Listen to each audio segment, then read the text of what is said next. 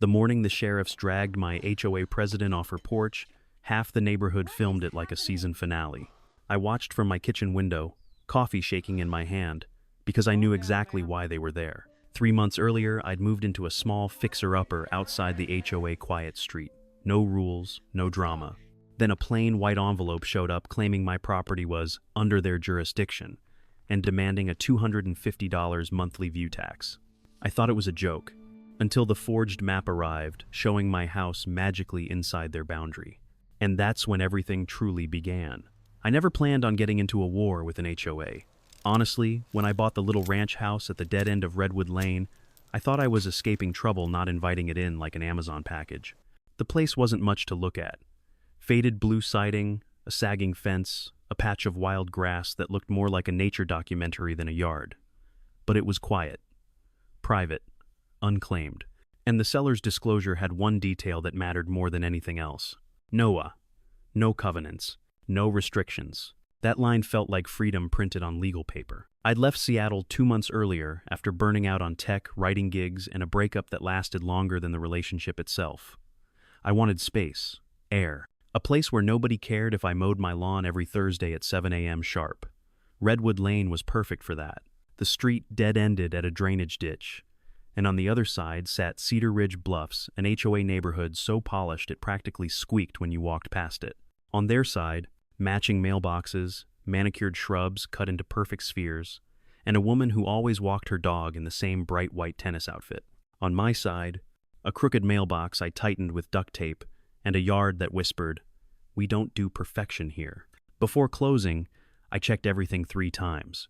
County plat maps, legal descriptions, the tax parcel history.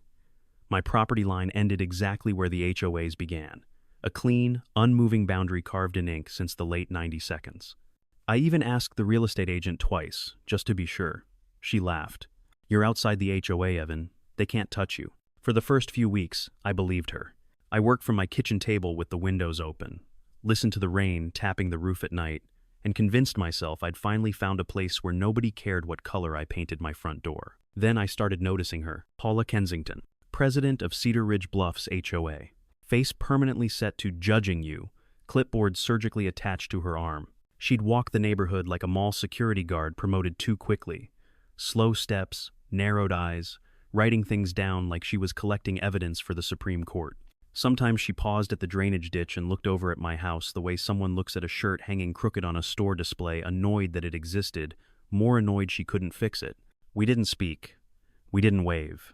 We existed in parallel universes, separated by 8 feet of dirt and a property line neither of us had any reason to cross. Or so I thought. The letter arrived exactly 27 days after I moved in. A plain white envelope. No return address. I opened it on my porch with a cup of coffee in hand, expecting a coupon or a dental office reminder. Instead, I got, "Your property is now under our jurisdiction. Monthly assessment, $250. Reason, view enhancement fee." I reread it 3 times. The wording mimicked legal language, but not well enough to fool anyone who'd seen an actual law library. No seal, no signature. Just Paula Kensington, President, typed at the bottom like she could declare ownership by simply stating it out loud. My first reaction wasn't anger. It wasn't fear. It was disbelief. There was no version of reality where that letter made sense. But disbelief turned to unease later that night, when I caught Paula standing at the edge of the ditch again, staring at my house like she'd already drawn a new map in her mind. I didn't know it then, but that was the real beginning. The moment everything shifted. The moment my quiet little escape stopped being quiet. The second letter arrived before I even convinced myself the first one was a fluke. Same white envelope. Same fake formality. Same irritation creeping up my spine. This one was stamped "Final Notice Past Due," like I'd been skipping payments on a gym membership I didn't sign up for. According to Paula, I owed $250 for a view enhancement fee, and my refusal to comply placed me in violation of community covenants. I lived outside her community. I flipped to page 2 and froze. It was a map, a familiar one, only wrong. The official county boundary, normally drawn straight along the drainage ditch, now curved neatly around my property like a lasso. My house sat inside Cedar Ridge Bluffs HOA on paper. Someone had literally redrawn reality. I held the letter in one hand and my own county printout in the other. Same font, same layout, same map, except for the suspiciously smooth red line that had migrated a few feet in Paula's favor. I drove straight to the county office, the forged map folded in my pocket. Linda, the clerk, didn't even need a minute. "This isn't ours," she said, tapping the fake boundary. "If someone altered a county-issued map, that's not just unethical, it's criminal." Her tone made my stomach drop. I walked out with 2 copies, the real map, and a stamped confirmation that mine hadn't changed since the 90 seconds. That night, the rain came down in sheets. I tried writing, but every faint engine noise outside had me glancing toward the window. At 9:12 p.m., the noise wasn't faint. A black SUV rolled to a stop at the end of my driveway. No lights, just an idling silhouette in the rain. I stood frozen until the roof-mounted floodlights blasted on, turning my yard into a surgical theater. I grabbed my phone, filming the plate, the lights, the timestamp, everything. The SUV stayed 10 full minutes. Never moved, never opened a door, just watched. Then the lights snapped off, and it rolled away as quietly as it came. My hands were steady. My heartbeat wasn't. The next morning, I found the chain. A thick industrial chain wrapped around my gate posts, padlocked tight. Whoever did it worked fast and quiet. I took pictures from every angle and called the non-emergency police line. 2 deputies arrived, unimpressed. "If this is Ho-related," one said, "you're better off getting a lawyer." No report, no help, no interest. So I cut the chain myself with bolt cutters and added the pieces to my evidence pile on the kitchen table. Letters, maps, screenshots, timestamps, video. The pattern was becoming clear. Paula wasn't confused. She wasn't mistaken. She was testing how far she could push. The online attack came next. Someone tagged me in a neighborhood Facebook post. I opened it and felt heat crawl up my neck. Paula had posted a photo of my house, zoomed in to make it look worse. Wild grass, leaning fence, duct-taped mailbox. Her caption, "New resident refuses to follow community guidelines. Unsafe conditions. Disregard for neighbors." If someone altered a county-issued map, that's not just unethical, it's criminal. Her tone made my stomach drop. I walked out with 2 copies, the real map, and a stamped confirmation that mine hadn't changed since the 90 seconds. That night, the rain came down in sheets. I tried writing, but every faint engine noise outside had me glancing toward the window. At 9:12 p.m., the noise wasn't faint. A black SUV rolled to a stop at the end of my driveway. No lights. It didn't take long to find old forum posts complaining about a controlling HOA president in Cedar Ridge who pressured boundary homeowners into paying fees that didn't exist. One anonymous user described selling at a loss just to escape the harassment campaign. The details lined up too perfectly. This wasn't new behavior for Paula. This was a pattern. I needed help.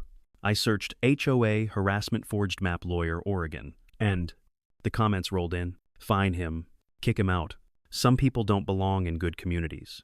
I typed a long reply explaining the truth, but deleted it. This was her battlefield, her audience, her narrative. Anything I said would be twisted, so I took screenshots instead. Every comment, every timestamp. Then I started digging. That's how I found Marcus Ellison, a real estate attorney with an entire webpage titled "When HOAs Go Too Far." I emailed him everything: the letters, the forged map, photos of the chain, video of the SUV, screenshots of Paula's post. I expected to wait days. He replied in 40 minutes. "Evan, this isn't a dues issue. It's extortion using falsified documents. I've seen this before. If you're willing to push back, we can stop her." "That map reflects updated boundaries approved by our board," she said smoothly. "Your property benefits from our landscaping. You need to contribute. Avoiding payment only raises legal costs." "My property isn't in your HOA," I said flatly. Pause. A small, amused exhale. "As I said, our updated map shows otherwise. Your map is fake. Then feel free to contest it," she replied cheerfully. "But legal disputes can take months, years even. Most people just pay the assessment. It's easier." My jaw tightened. She wasn't trying to convince me. She was trying to exhaust me. When she hung up, I stared at my phone, pulse thudding. I realized something important. Paula didn't see me as a person. She saw me as a box to check. Another boundary house to pressure until it broke. But she miscalculated something huge. I wasn't scared anymore. I was documenting. And every aggressive move she made was turning into evidence. I would later watch a detective slide across a table. This wasn't her tightening the screws. This was her slowly building the case that would destroy her. 3 weeks after I hired Marcus, Cedar Ridge Bluffs held its annual Fall Harvest Festival, the neighborhood's biggest event of the year. Food trucks, hay bales, kids with painted pumpkins, and one woman at the center of it all, Paula Kensington, queen of curated perfection. Marcus had a plan. Public patterns need public exposure, he told me. She controls the narrative inside this community. Today, we take that away. We arrived early and set up a folding table right at the park entrance. No flashy banners, just a clean white sign. Know your rights when hoes overreach. Then we laid out everything. On the left, the official county boundary map, big enough for everyone to see. On the right, Paula's forged version with the red line conveniently shifted. Between them, a printed timeline of harassment dates, photos, videos, the chain, the SUV. Below those, notarized statements from 2 previous victims who had quietly reached out after hearing about my case. Within minutes, people slowed down, then stopped, then crowded. At first, they only glanced. HOA culture is built on silent observation. But then someone gasped. An older woman, white hair, floral jacket, leaned in and whispered, "She did this to me. I paid nearly $1,000 in fees I later learned weren't real." A younger dad, baseball cap, stroller, stared at the forged map. "This is edited. Why would she edit a county map?" A man in his 40 traced a finger along the fake boundary. "She told me my shed violated a property line. Cost me 15 grand to rebuild." Stories spilled out like water bursting through a crack. Fear leaving their bodies. Truth finding oxygen. Then someone behind the crowd hissed, "She's coming." Paula approached with her usual perfect posture, tan blazer, polished hair, expression of someone who expected applause. But when she saw the table, the maps, the crowd, something flickered across her face. Not anger. Recognition. She knew exactly what she was looking at. When she spoke, her voice carried the brittle edge of forced calm. "This is slander," she declared loudly. "These people are spreading misinformation to undermine our community." She looked straight at me. "You're not even a member of Cedar Ridge Bluffs. You don't understand our standards." Marcus stepped forward, calm as a surgeon. "If that's true, Paula, then perhaps you can explain why your map," he held up the forged one, "has digital editing artifacts consistent with unauthorized alteration of a county document." The crowd murmured. Phones came up, cameras clicked. Paula's smile twitched. "That map is an internal update approved by our board." "Excellent," Marcus said. "We'll request those board minutes in discovery, under oath." Her jaw clenched. She pivoted fast, turning to the crowd. "These people don't care about our property values. They're just here to stir up trouble." A woman near the front raised her hand. "Paula, why does your map look different from the county's?" Paula didn't answer. A teenager filming on her phone asked, "Is this why the Thompsons moved? Because you told them their yard was non-compliant?" Still no answer. The questions piled up like falling dominoes. Paula's control over the room cracked, then shattered. She spun around and walked away, not storming, but fast, stiff, trembling. The queen wasn't used to being cornered. She had ruled by silence. Today, silence turned on her. 20 minutes later, a reporter arrived, a real one, with a press badge clipped to her jacket. She asked for documents, copies, names, statements. Marcus provided everything. By the next morning, the story was on a local news site. Homeowner accuses HOA president of forgery, harassment, extortion. 2 days later, I received a call from Detective Renee Gallagher. "We've reviewed your file. We're opening a criminal investigation. The evidence is strong. Evidence strong enough for arrest." The rest happened fast. On a foggy Thursday morning, I stood at my window with a cup of coffee and watched 2 sheriff's cruisers roll into Cedar Ridge Bluffs. I didn't step outside. I didn't need to. Neighbors gathered. Phones went up. The officers knocked on Paula's door. She answered with confusion, then indignation, then panic. When they read her rights, she shook her head and whispered, "This is a mistake. I didn't do anything wrong." But the cuffs clicked anyway. The same hands that mailed forged documents were now pinned behind her back. As the patrol car pulled away, the neighborhood stood in stunned silence. And me? For the first time since the first letter arrived, I finally breathed. Paula's arrest didn't end things instantly, but it broke the spell she'd held over Cedar Ridge Bluffs. For the first time since her letters landed in my mailbox, the neighborhood wasn't looking at me with suspicion, they were looking at her. 2 days later, Detective Gallagher called. "The forged map checks out," she said. 5 other residents described similar pressure. "We're moving forward with charges." Hearing that felt like exhaling after weeks underwater. The HOA board held an emergency meeting soon after. I wasn't a member, but Marcus insisted we attend. "You need transparency," he said. "They need accountability." The clubhouse was packed. Nervous faces, tight voices. The interim VP cleared his throat and announced what everyone already knew. Paula Kensington has been removed from the board effective immediately.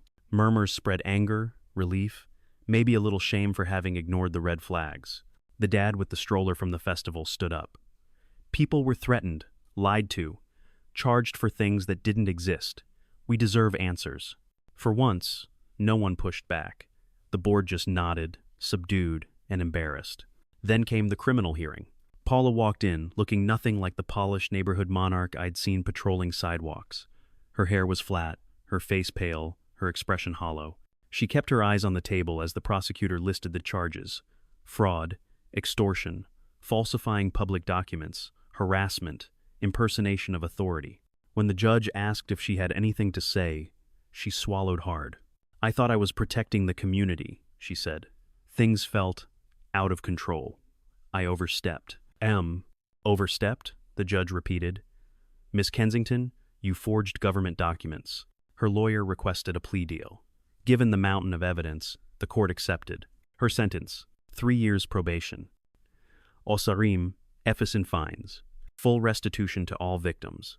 150 hours community service.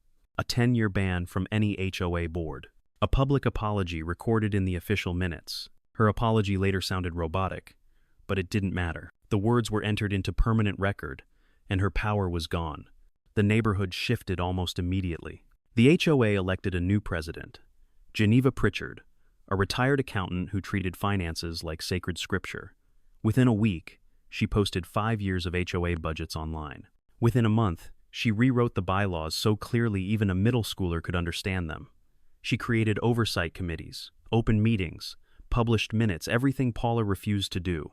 Slowly, residents stopped whispering and started talking openly. Questioning decisions wasn't taboo anymore. People seemed lighter, freer. One afternoon, the older woman from the festival knocked on my door holding a small plant. "I slept through the night for the first time in months," she told me.